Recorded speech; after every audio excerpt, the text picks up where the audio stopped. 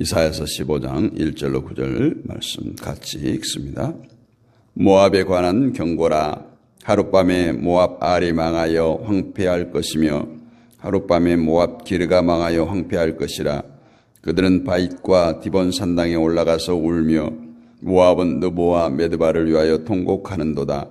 그들이 각각 머리카락을 밀고 각각 수염을 깎았으며 거리에서는 굵은 배로 몸을 동였으며 지붕과 넓은 곳에서는 각기 애통하여 심히 울며 헤스본과 엘르알레는 부르짖으며 그들의 소리는 야하스까지 들리니 그러므로 모압의 군사들이 크게 부르짖으며 그들의 혼이 속에서 떠는도다. 내 마음이 모압을 위하여 부르짖는도다.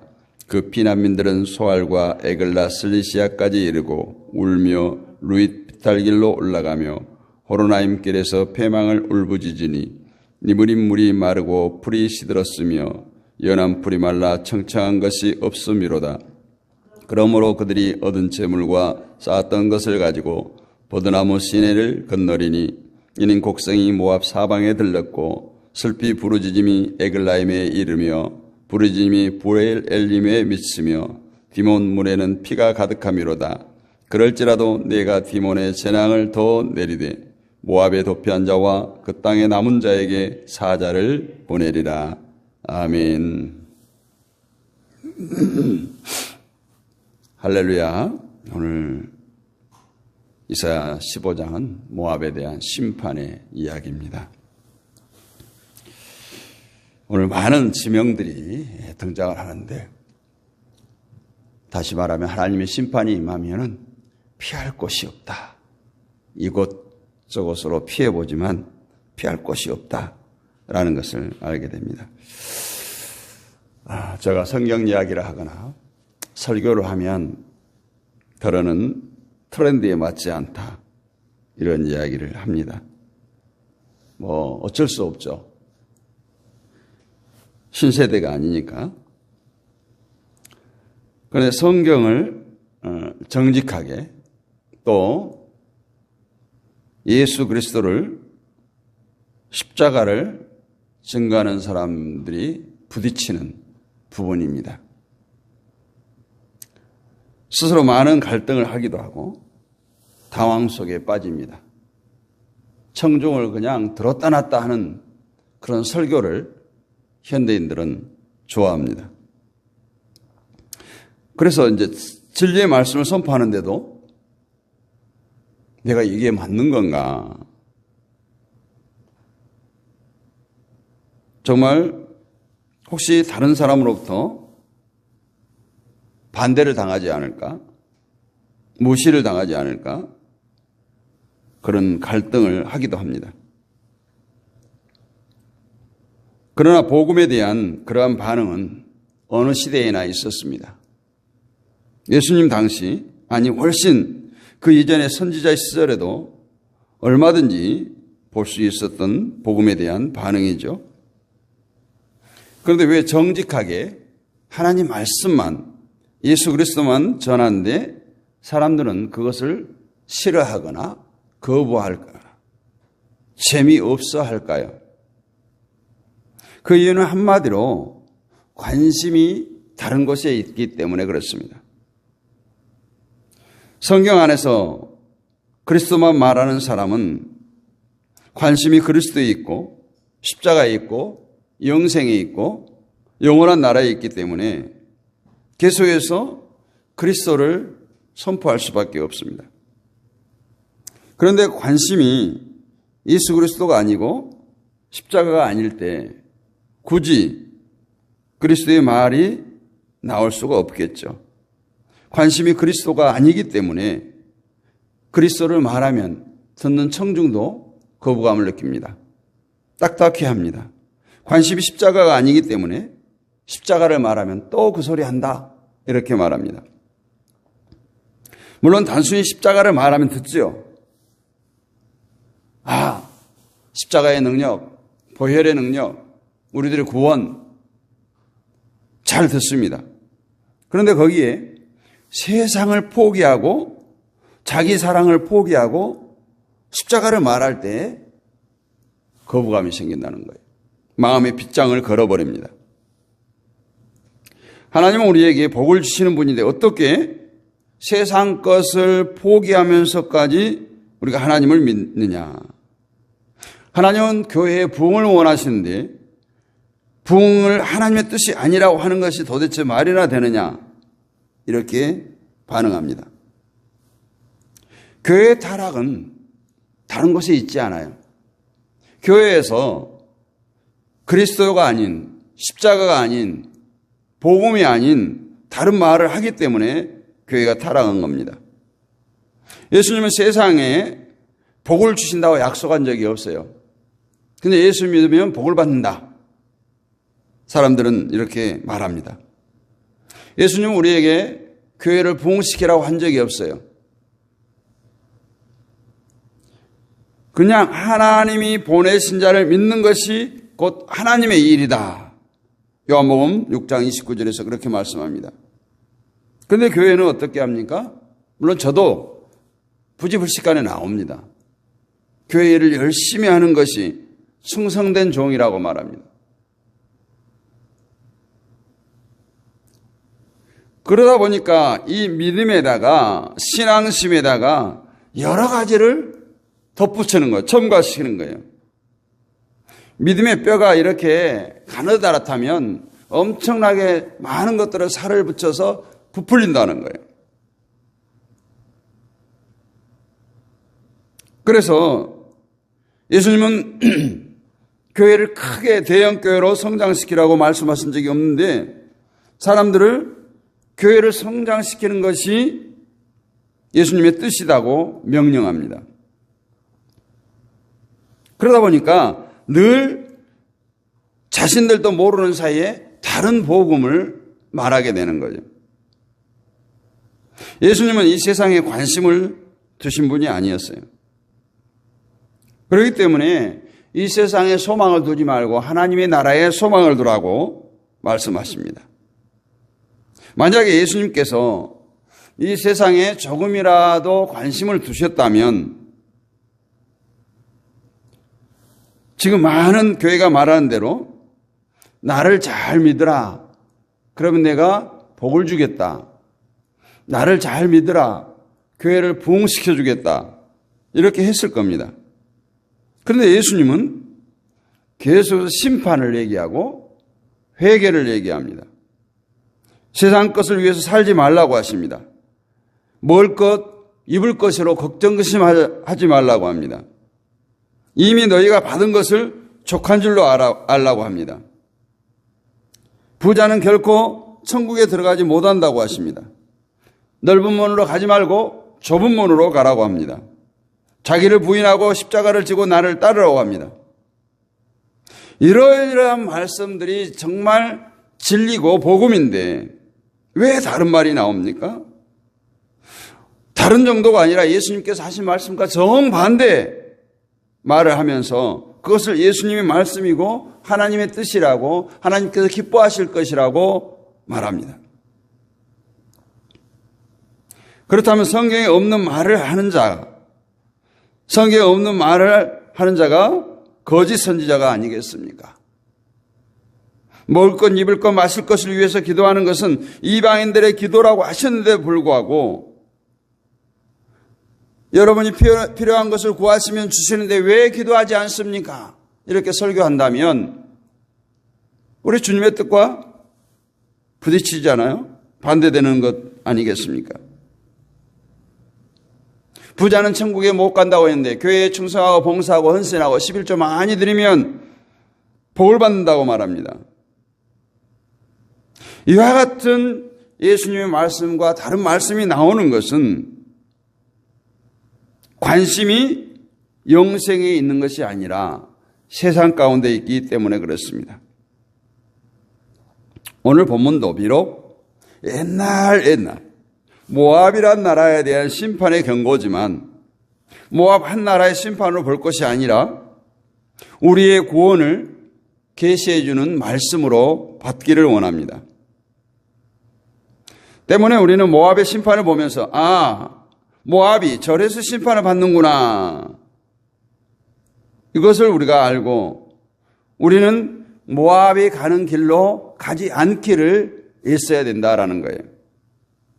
성경은 모두가 이러한 얘기들로 가득 차 있습니다. 이방 나라가 심판을 받고 이스라엘이 심판을 받고 그런 이야기를 통해서 우리들이 심판받았던 길로 가지 말라는 것을 계시하고 있는 것이죠. 지금까지 우리는 바벨론의 심판을 들었고 아수르의 심판을 들었어요. 블레셋의 심판도 들었습니다. 바벨론의 심판은 교만 때문이라고 말했습니다. 나라가 부강 때문에 그들은 하나님의 힘을 무시하고 자기들의 힘을 제일로 여겼어요. 이 교만이 심판의 원인이었습니다.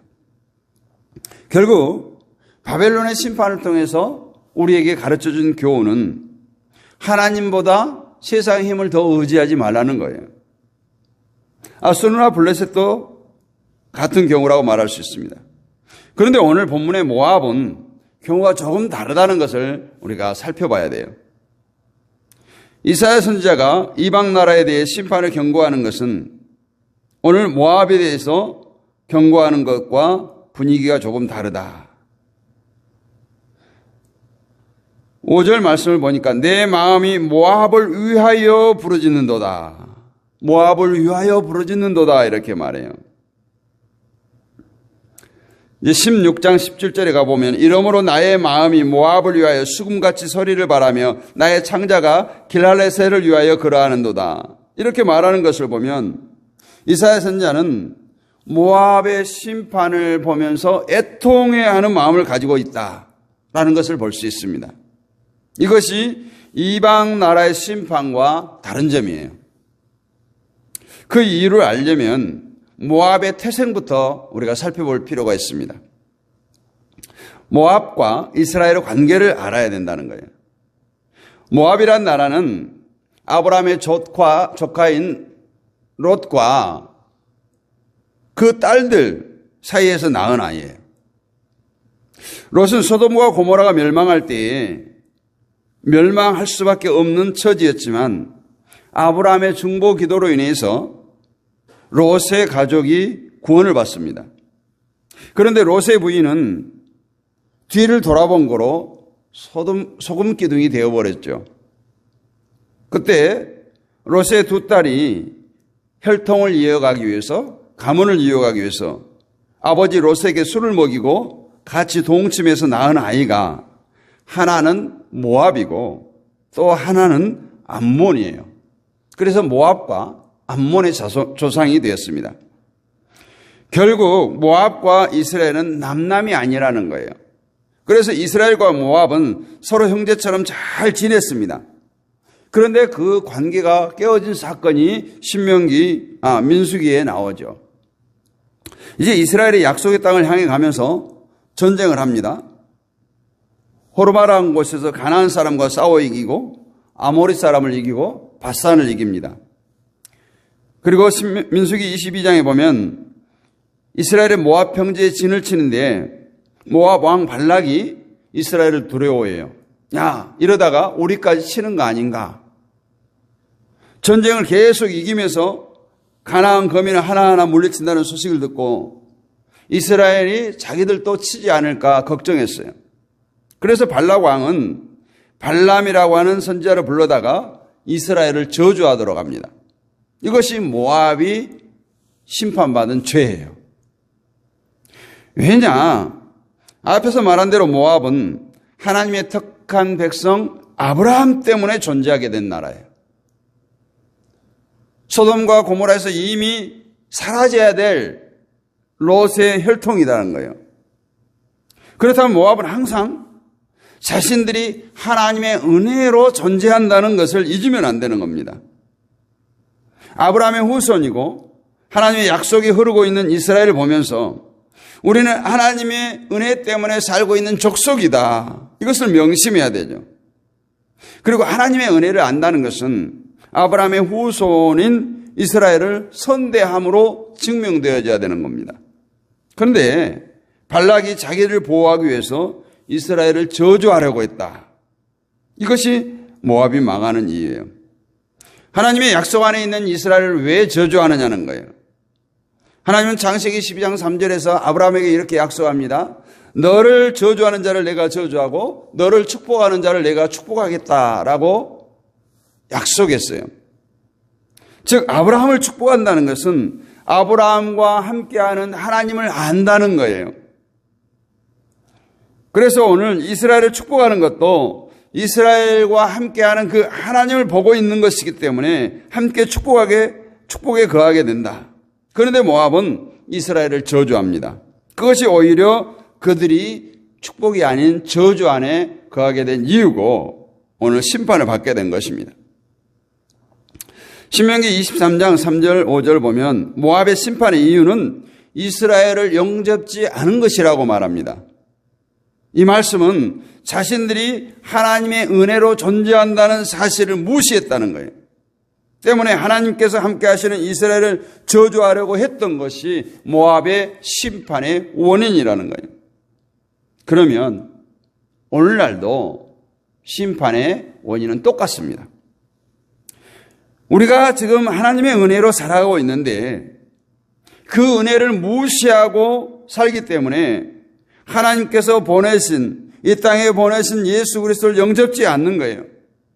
예수 그리스도를 영접지 않을 뿐만 아니라 복음도 거부합니다. 이것이 세상이 망하는 이유예요. 그래서 사탄은 세상이 복음을 영접지 못하도록 수많은 유혹으로 복음의 통로를 막아버립니다. 하나님의 은혜 때문에 사는 것이 아니야. 내가 주는 것, 세상이 주는 것 때문에 너희들이 지금 잘 먹고 잘 사는 거야.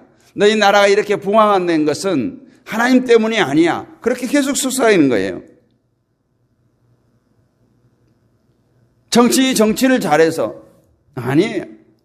하나님께서 축복하심을 모르고 살아가기 때문에 그렇게 하는 거예요. 그러니까 복음을 영접하지 않은 것이고 복음을 영접하지 않은 것은 무엇 때문이다? 복음이 아닌 다른 것에 관심을 갖기 때문이라는 거예요. 즉 세상 것을 손에 많이 쥐어줘서 스스로 망하게 하는 것이 사탄의 전략이라는 거예요.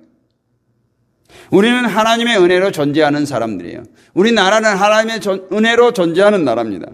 그런 우리가 은혜에 대한 관심에서 멀어지고 세상에 눈을 돌릴 때 자연히 복음을 거부하게 되고 스스로 망하는 길로 가게 되는 것입니다. 사랑하는 성도 여러분, 이 방송을 듣는 우리 지체 여러분, 정말 우리가 하나님의 말씀의 반석에 굳게 서서 주님을 영접한 자로 구원의 기쁨을 누리며 살기를 원합니다. 세상이 아무리 우리를 유혹하고 우리를 흔들고 우리를 고난 가운데 빠뜨린다고 해도 하나님께서 분명히 약속하셨어요. 아브라함에게 약속하셨습니다. 우리를 저주한 자는 멸망합니다. 우리를 축복하고 우리를 선대한 자는 복을 받습니다. 우리는 이미 하나님의 은혜의 백성이에요. 하나님의 선민이에요. 구원받은 백성입니다. 이 기쁨을 마음껏 누리고 세상의 그 작은 것, 불탈 것들, 잠시 머물 것들로 불평하거나 어려워하거나 부러워하거나 이런 마음을 버리고 오직 주님만을 바라보고 십자가 그늘 안에서 참된 평안을 누릴 수 있는 저와 여러분이 되시기를 주님의 이름으로 축복합니다. 걸어가신 아버지 하나님 은혜를 감사합니다. 이 새벽에도 하나님 말씀을 상고합니다. 모압의 심판을 보면서 우리들의 삶을 되돌아봅니다. 아버지 하나님, 우리는 육신의 일을 위해서 발버둥 칠 때가 많습니다. 몸이 조금만 아프면 이 병원 저 병원을 찾아다니며 그 몸의 아픔을 빨리 치유하기를 원합니다. 그러나 우리들의 육신의 병들 뿐만 아니라 우리들의 영혼이 병들 때, 우리들의 영혼이 피폐해질 때 얼마나 우리가 하나님을 찾고 얼마나 하나님께 무릎 꿇어 눈물로 간구했는가를 되돌아봅니다. 모압의 심판은 다른 곳에 있지 않습니다. 하나님을 무시하고 저들의 방법대로 살려고 발버둥치는 그런 모습들 속에서 하나님의 진노가 임했음을 봅니다. 아버지 하나님, 하나님의 택한 백성으로 살기를 간절히 원하는 우리들, 그럼에도 불구하고 세상 길로 우리가 향할 때가 많습니다. 아버지 하나님, 날마다 회개하며 돌이키는 마음을 허락하여 주셔서 오직 하나님을 바라보게 하시고 예수 그리스도를 바라보게 하시고 성령의 충만으로, 예수 충만으로 날마다 승리의 삶을 살게 하여 주시옵소서. 이 새벽에도 깨어기다는 모든 주의 백성들 가운데 함께 하시고 저들의 간구에 마음의 선한 소원들 주님 들으시고 응답하여 주옵소서. 하나님의 백성들이 이 땅을 살아갈 때 부끄러움 당하거나 수치당하지 않도록 아버지 하나님께서 능력의 장중에 붙들어 주시고 오늘 또 주님과 동행함으로 승리하는 복된 날 되게 하옵소서. 믿사오며 살아계신 우리 주 예수 그리스도의 이름으로 감사하고 기도하옵나이다. 아멘. 하늘에 계신 우리 아버지의 이름을 거룩하게 하시며 아버지의 나라가 오게 하시며 아버지의 뜻이 하늘에서 같이 땅에서 이루어지게 하소서.